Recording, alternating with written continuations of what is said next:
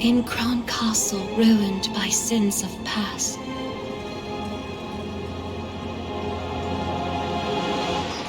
lay tiny souls hidden, tears amassed. I reach out to comfort those unnamed, but some strange force keeps me restrained. Then, black as smoke soon overtakes me. I flee and flee, can no one save me? The crimson gaze, I can't escape thee! My piercing screams what finally wakes me.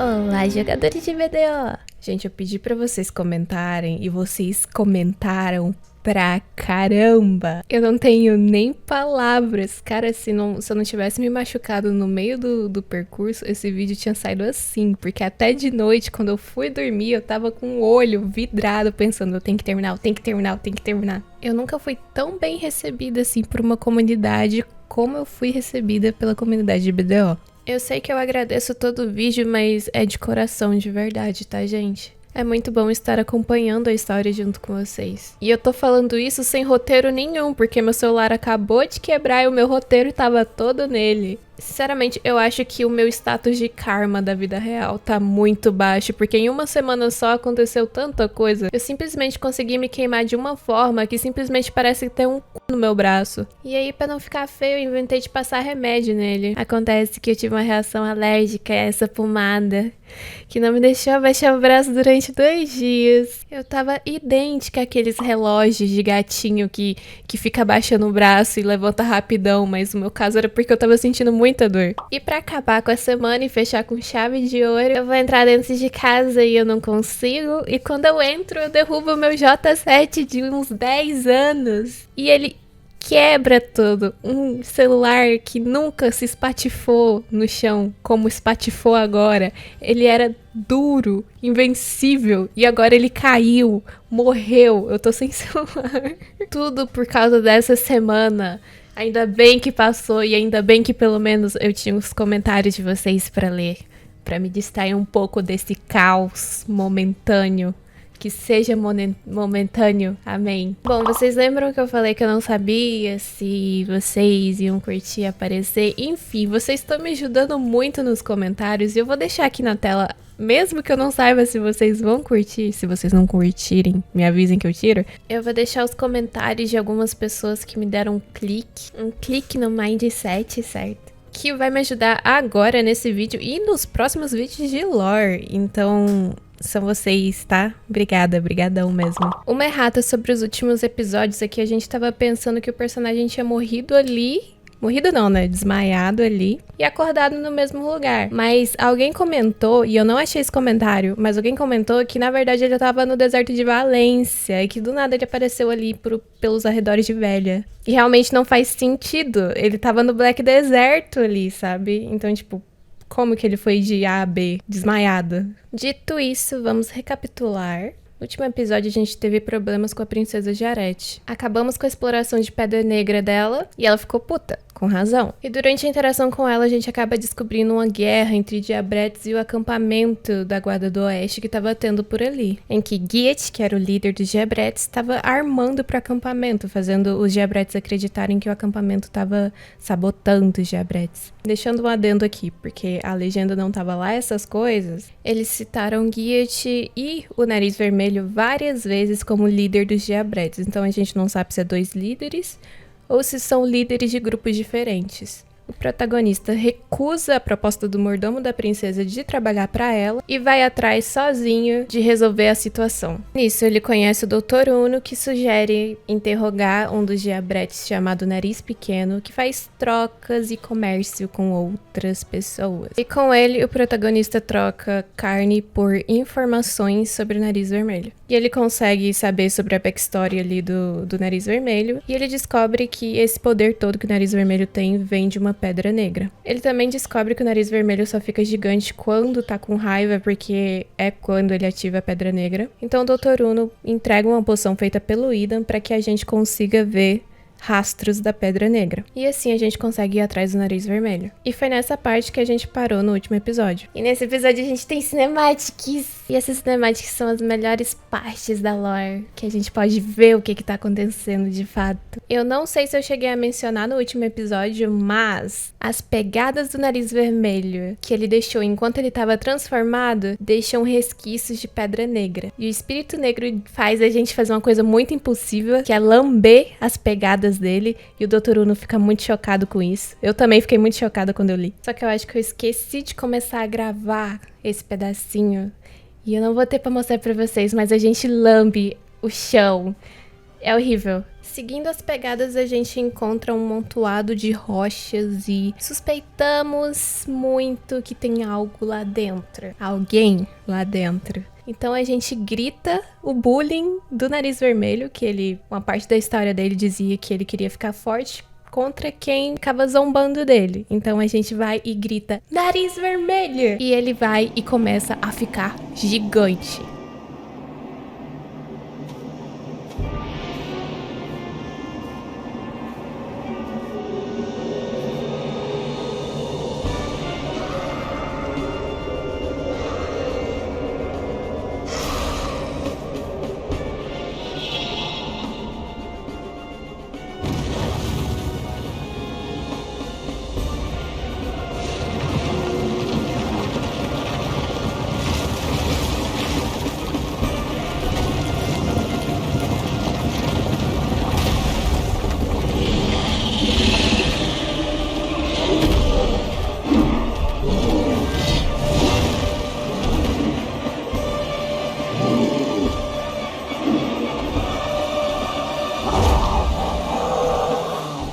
Que bonitinha, ela só com as mãozinhas pra bater nesse bicho gigantesco.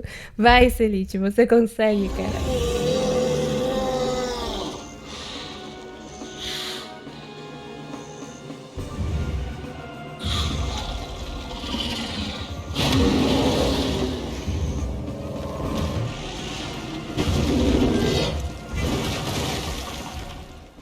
Bom, no meio da luta, o Nariz Vermelho fica com uma forma, com marcas sobre ele todo, que parece muito com as marcas que tem em quem? Espírito Negro.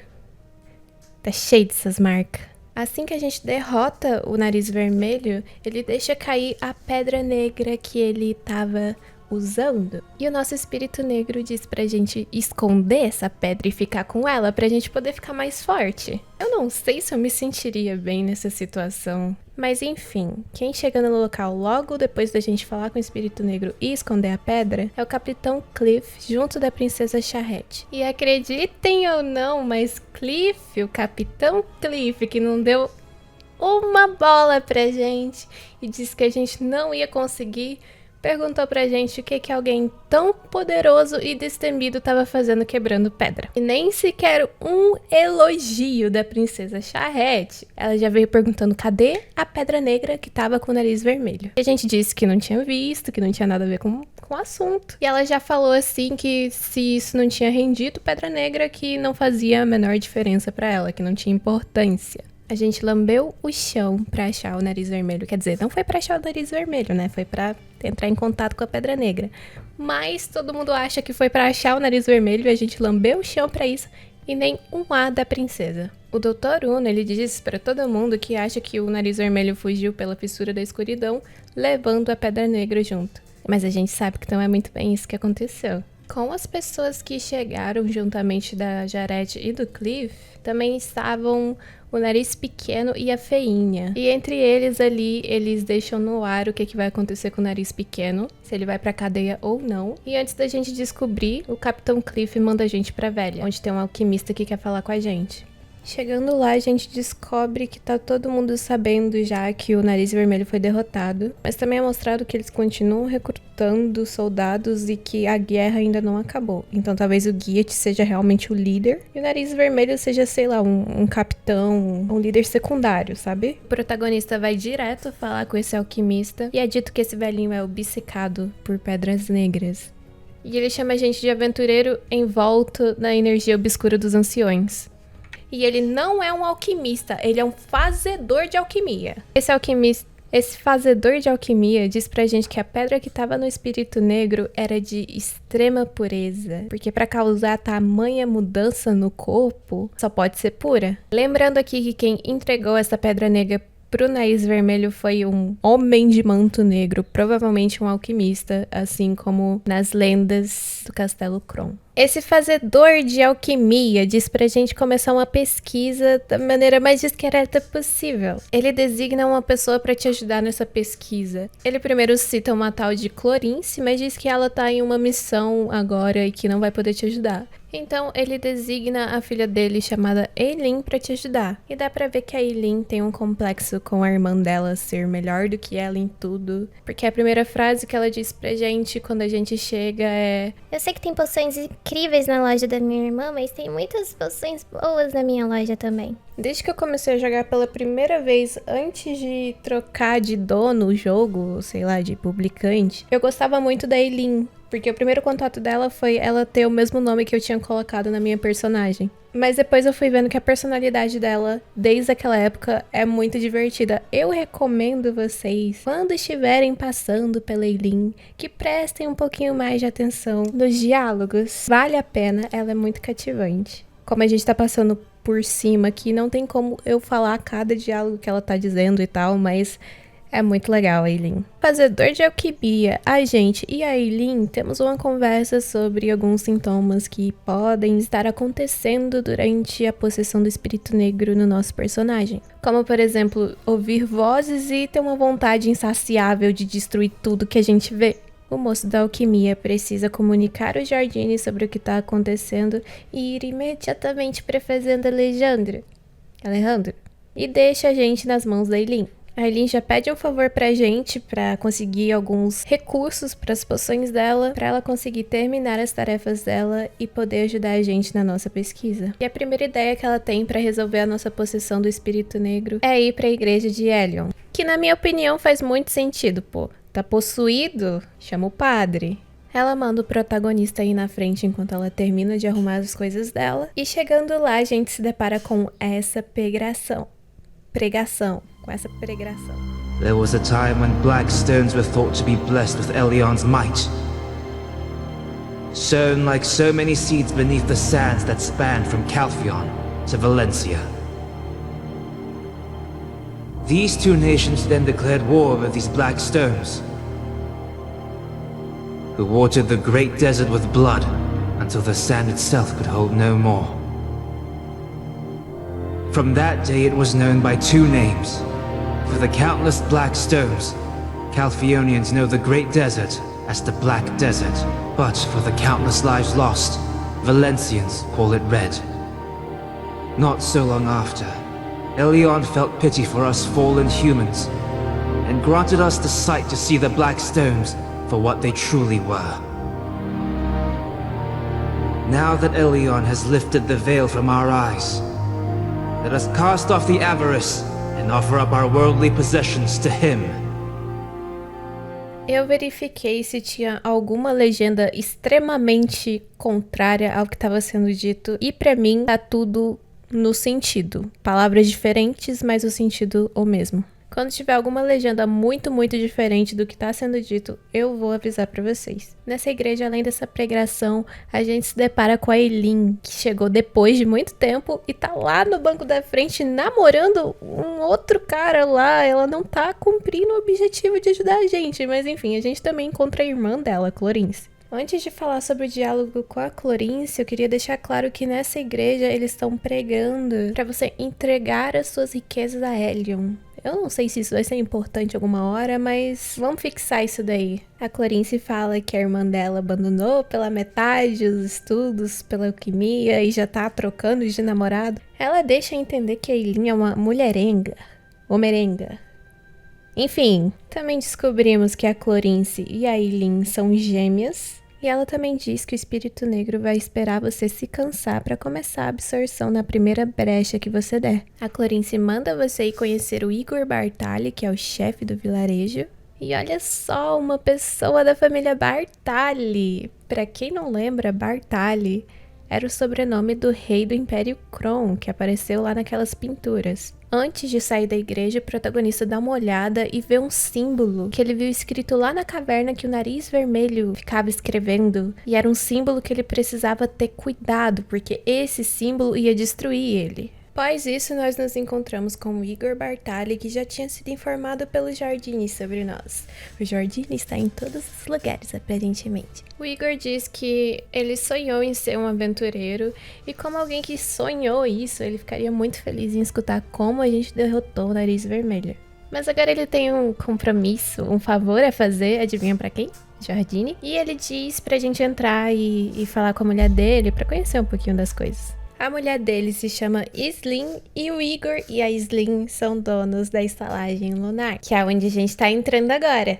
Ela fala pra gente não quebrar nada, que ela não vai fazer vista grossa, e apresenta pra gente todo mundo que tá ali dentro. Ela apresenta o cozinheiro, David Finto, diz que ele não mede o preço dos ingredientes. Ela apresenta dois caras brigando e fala que eles só são amigos enquanto tão bêbados. Ela mostra até o antissocial do bar que tá ali só no cantinho e diz que não sabe nunca o que ele tá pensando. Ela ainda diz que esse antissocial só vem pra fumar cachimbo e que ele provavelmente vai morrer cedo.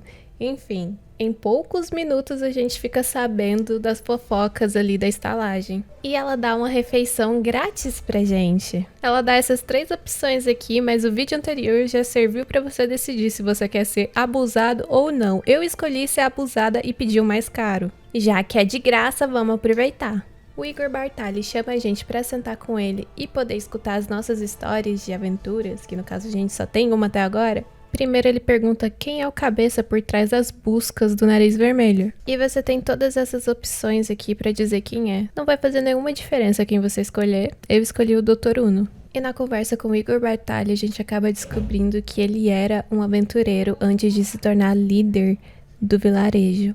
Já dá pra ver nosso futuro como aventureiros, que no caso é ser calvo e alcoólatra. Durante a nossa conversa, o Dr. Uno chega e ele e o Igor Bartali começam a relembrar das aventuras do passado. Coisas que aconteceram quando o Igor ainda tinha um pouquinho de cabelo na cabeça. Eles conversam sobre uma história de 10 anos atrás, no Grande Deserto, quando uma calamidade dividiu o deserto em 2, e ruínas anciãs revelaram a sua forma. Inclusive aqui no texto eles falam anciões. Quase que eu falo errado por conta disso, mas enfim. E nessas ruínas se revelava Histria, que era uma cidade que pensavam que só existia em livros. O Dr. Uno também fala que viu uma estrela cair na colina da Floresta da Reclusão, mas as pessoas já foram investigar lá e não tinha nada. Ele diz que antes de morrer vai provar que realmente viu algo, que tem alguma coisa lá. Mas é aquela coisa, né? Não dá pra saber se tem alguém falando alguma coisa certa ali, porque tá todo mundo bêbado. Antes da conversa terminar, o ferreiro também chega pra festejar com todo mundo e a noite passa. Essa foi basicamente a comemoração de todo mundo pela derrota do Nariz Vermelho. No outro dia, a gente acorda na casa do ferreiro, ele leva a gente pra dormir lá e a Eileen tá lá esperando a gente acordar.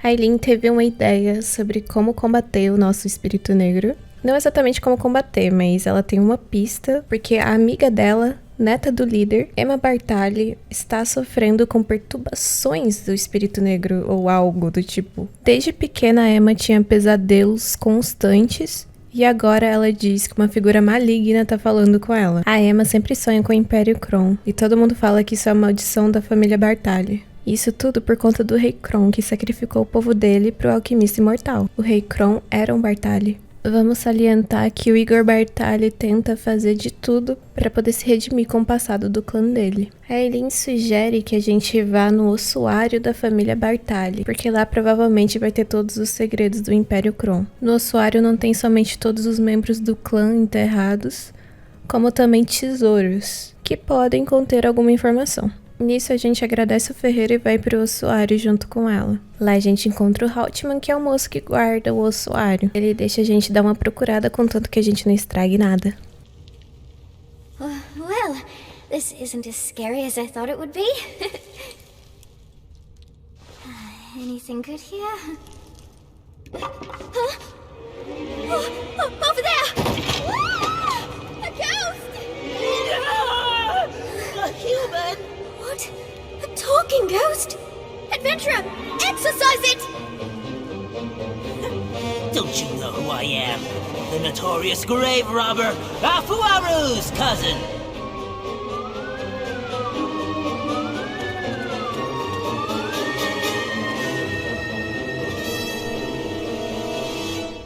Tá, vocês perceberam o que aconteceu aqui? É um pouquinho demais pra processar, mas a Eileen achou um barulho lá. Ela achou que era um fantasma, mas era um ladrão de túmulo. E quando ele foi pego, ele fez esse feitiço de clone das sombras e tá, não funcionou. Não funcionou. A gente vai atrás dele, mas ele consegue fugir, só não leva o que ele tava roubando. E no meio das coisas que ele tava levando, tinha uma chave com o símbolo do clã Bartali. E quando a gente volta, a gente acaba achando Rich, que é um goblin que trabalha pro guardinha do ossuário, que pede desculpa por não ter parado o ladrão de túmulo. Nisso o guardinha acaba chegando e ficando muito bravo com o Rich por não ter parado o ladrão. E aí ele demite Rich. E a gente vai junto com ele e a Eileen visitar a Emma, mesmo que a gente só tenha conseguido a chave no meio dessa procura toda. A gente interage com a Emma e a nítida relação de carinho que as duas amigas têm. A Eileen só quer o bem da Emma e a Emma se preocupa com ela o tempo todo, porque a Eileen tá sempre procurando um jeito de curar essa maldição da Emma. O Rich mostra pra Emma um livro que o guardinha deixou cair enquanto eles estavam brigando, que se revela ser um diário de alguém que viveu no Império Kron. Com certeza um dos Bartales, né? Porque tava na tumba deles. A Emma lê um pedacinho do livro ali, mas não é nada que seja muito importante pra gente agora. E logo em seguida ela diz que não pode mais fugir e que vai contar pra gente como tá sendo os pesadelos dela. Que é o que acontece no início desse vídeo. Esse é o pesadelo da Emma. E o resto, meus amigos? O resto fica pros próximos episódios. Muito obrigada por ter assistido até aqui. E até o próximo. Comenta, se inscreve. Tchau!